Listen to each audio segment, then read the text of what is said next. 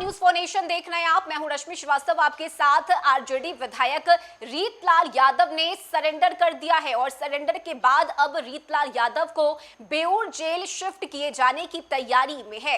ऐसे में आपको बताएं कि रीतलाल यादव की पत्नी रिंकू देवी अब सामने आई है और उन्होंने सोशल मीडिया पेज से एक लंबा चौड़ा पोस्ट किया है। इस पोस्ट में रिंकू देवी ने यह बताया है कि किस तरह से उनके पति यानी रीतलाल यादव को फंसाने की कोशिश सरकार की तरफ से की जा रही है। उन पर बेबुनियाद और बेतुके आरोप लगाए जा रहे हैं।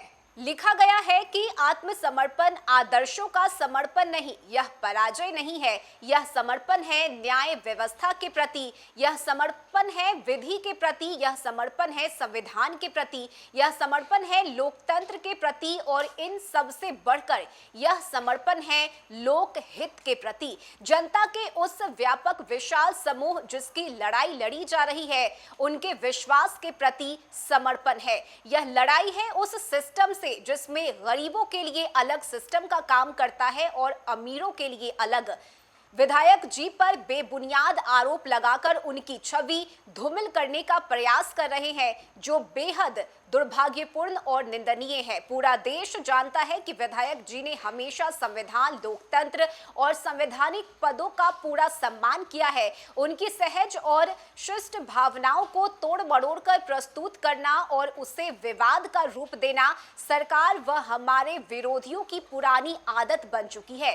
सरकार के पास जनता से जुड़े असली मुद्दों पर बात करने के लिए कुछ नहीं बचा है, इसलिए वह इस तरह के निरर्थक मुद्दे जैसे AK-47, AK-56 को तूल देकर जनता का ध्यान भटकाने का तुच्छ प्रयास कर रही है।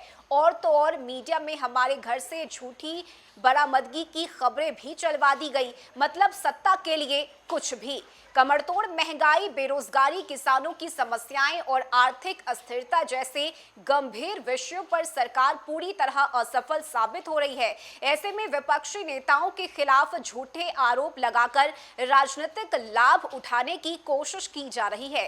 देश की जागरूक जनता सरकार व विरोधियों की इन साजिश को भली भांति समझती है और समय आने पर इस झूठ और प्रपंच का उचित जवाब देगी। रिंकू देवी माननीय विधायक जी की पत्नी, यानी कि यह पोस्ट रीतलाल यादव की पत्नी रिंकू देवी की तरफ से किया गया है और रिंकू देवी ने सीधे सीधे अपने पति को यानी रीतलाल यादव को फंसाने की बात कही है, साजिश की बात उन्होंने कही है। साथ ही उन्होंने ये भी बताया है कि इस वक्त जो देश के असली मुद्दे हैं उससे भटकाने की यह कोशिश है और यही वजह है कि मेरे पति को बेवजह साजिश के तहत फंसाया जा रहा है। साथ ही साथ उन्होंने जो पुलिस की तरफ से छापेमारी की गई शुक्रवार के दिन, उसे भी बेबुनियाद और निराधार बताया। उन्होंने कहा कि ये झूठी अफवाहें फैलाई गई, मेरे घर से कुछ भी बरामद नहीं हुआ, ये सिर्फ और सिर्फ बदनाम करने की कोशिश है। फिलहाल आपको बताएं कि रीतलाल यादव ने अपने भाई के साथ सरेंडर कर दिया है और अब उन्हें बेऊर जेल भेजा जा रहा है। और ऐसे में रीतलाल यादव को लेकर अब उनकी पत्नी सामने आई है और सोशल मीडिया पेज से यह पोस्ट रीतलाल यादव की पत्नी की तरफ से किया गया है। इस खबर में अभी के लिए बस इतना ही। न्यूज़ फॉर नेशन पर खबरों का सिलसिला लगातार जारी रहेगा। नमस्कार।